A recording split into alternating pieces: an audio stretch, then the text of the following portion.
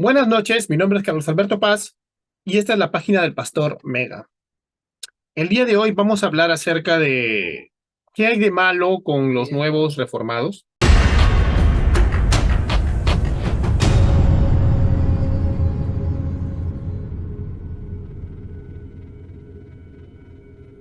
¿Qué hay de malo con los nuevos reformados? Es una pregunta que hicieron hace unos años con los nuevos calvinistas, con los reformados de redes sociales y de algunas iglesias. Es una pregunta que hacen hermanos cristianos evangélicos curiosos que han tenido un acercamiento con las nuevas iglesias reformadas, sean de corte presbiteriano clásico, sean de corte presbiteriano más contemporáneo o bautistas particulares, y todos, claro, encerrados dentro de esta etiqueta de nuevo calvinismo, porque sí, todos estamos ahí, aunque algunos no quieran aceptarlo, todos estamos ahí.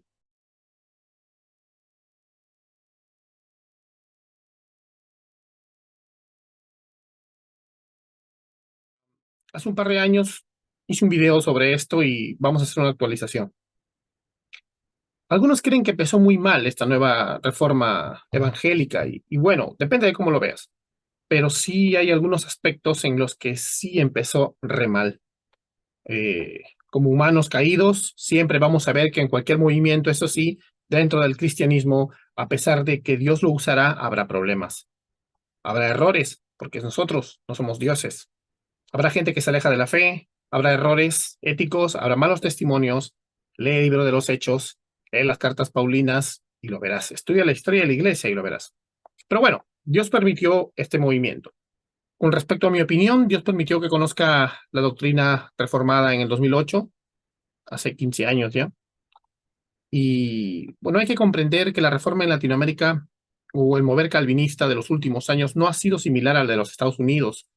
Por ejemplo, si ves un documental muy bueno, se llama The Calvinists, que habla del movimiento en el mundo anglo, verás aspectos similares, pero también aspectos que son diferentes al mover hispano.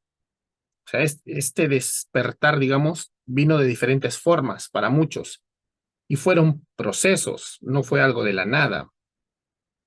Muchos comenzaron a, podríamos llamarle reformarse, estudiando las escrituras, por ejemplo, guiados por un comentario reformado.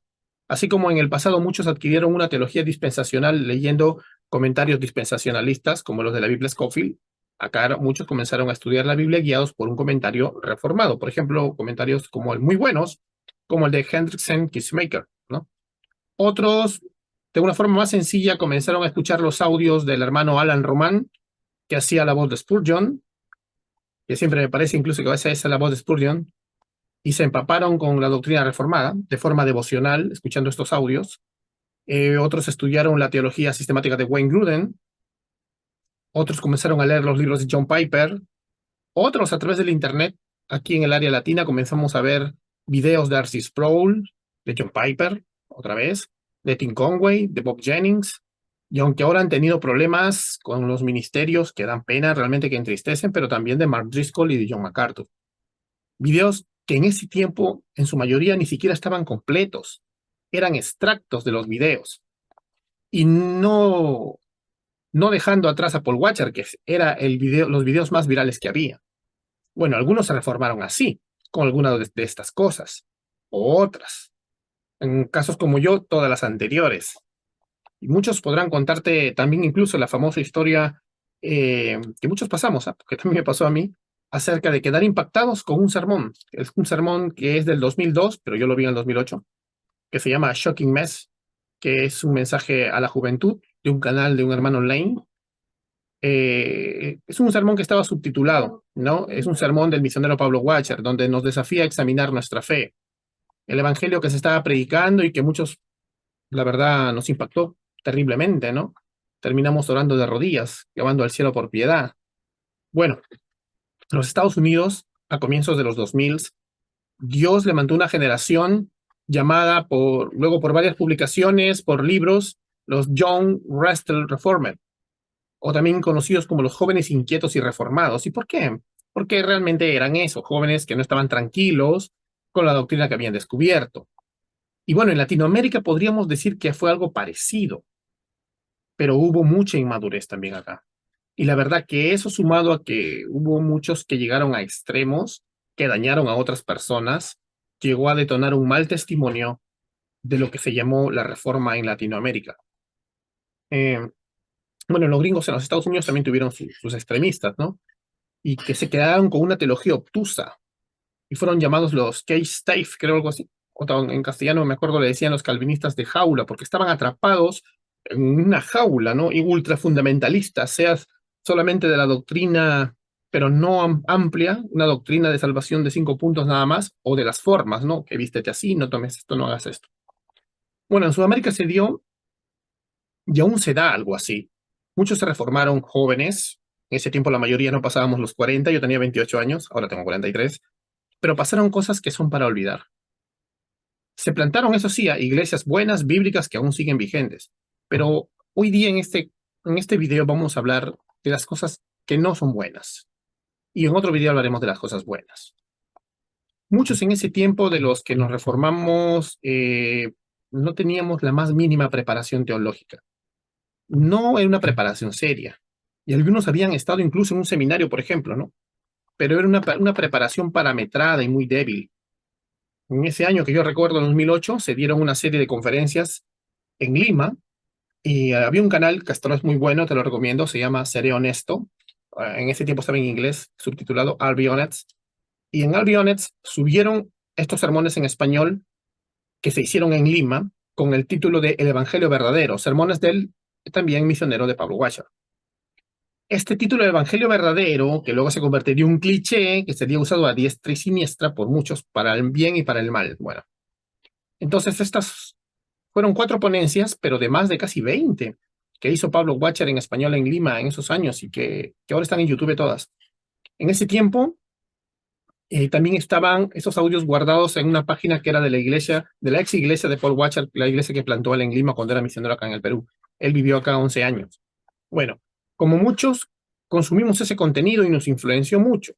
En estas conferencias, el misionero Washer critica con certeza y bíblicamente las deficiencias de la iglesia evangélica y la forma errada en la que estamos cerrando, digamos, muchos evangelismos. El pastor dijo cosas reales, cosas que teníamos que corregir y reconsiderar, examinándolo todo, claro, y reteniendo lo bueno, si somos sinceros. Pero lamentablemente usó frases que no fueron del gusto de todos, ya que no fue muy misionero cuando las dijo. O sea, en un contexto latino que tiene ciertas formas de prácticas que corregir, claro, pero dentro de lo no fundamental, pudo haberlas dicho de una forma moderada. Pero bueno, él es gringo y a veces solo dice lo que traduce en su mente, yo supongo, con muy buena intención, y dijo cosas que la inmadurez de muchos latinos, no él, no pudo tomar a bien y también lo tomaron para bien y para mal. Paul Washer dijo, por ejemplo, algo como aquel que hace repetir una oración para que Cristo entre en su corazón es herejía. Entonces unos lo tomaron como una ofensa, porque el 99% de los pastores peruanos de todas las denominaciones sanas hacían esto en este país y en Sudamérica. Y otro grupo lo tomó como un grito de guerra y se pusieron todos contra todos, ¿no? Dijeron, wow, sí, todo está mal.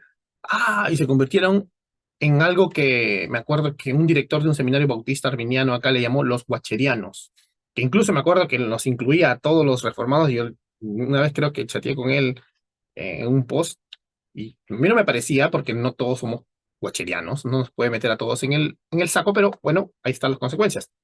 Entonces dejamos claro que el misionero Watcher, eso sí, jamás quiso crear tal movimiento demencial. Él fue sincero y fue bíblico. Ahí están los videos, los puedes ver. Pero la inmadurez de muchos creó movimientos anti todo. Y así muchos se declararon en ese momento los luchadores contra la apostasía, los santos. Me acuerdo que decían algunos somos los santos, los paladines de la justicia. Incluso yo recuerdo, yo también fui contagiado y muchos que están viendo el video dirán, oye, Mega, tú también. Sí, yo también. Y tú también. Fuimos contagiados, ¿no? Y tuvimos nuestra etapa de locos, de calvinistas de jaula, ¿no? Etapa vergonzosa para muchos de nosotros, pero de mucho aprendizaje. Y hoy incluso charlando con varios hermanos de qué tan extremistas podemos ser por posturas no fundamentales, ¿no? En ese pasado nos reímos de nosotros mismos. Pero es una realidad y que aún ahora perdura en muchos corazones. Se formaron organizaciones que Dios pudo haber usado para bien y lamentablemente tuvieron una etapa para el mal. Se formaron iglesias que te expulsaban si celebras Navidad o cantabas el himno nacional de tu país. Se formaron iglesias donde si no usabas corbata, faldota o cierto tipo de ropa te decían mundano. Se formaron iglesias que si no eras calvinista eras un hereje. Se formaron iglesias que si tenías batería en la iglesia y no cantas los salmos o solo himnos, eras hereje. Hasta ahora hay páginas con hermanos pensando eso. Está bien que tengas tu postura de himnos o tu postura de salmodia, pero decirle hereje a los demás por esos temas es tener una teología pequeña. Se formaron iglesias que decían que si en tu ciudad, por ejemplo, no hay una iglesia calvinista, te mudes a la ciudad de donde están ellos y vayas con ellos, ya que ellos son la iglesia de Dios en tal ciudad, o la iglesia de Cristo en tal ciudad, o la iglesia de tal ciudad. Imagínate que hasta ahí llegó la locura. Se formaron iglesias que tergiversaron la separación secundaria, ¿no? Yo no me junto con quien se junta con los mormones.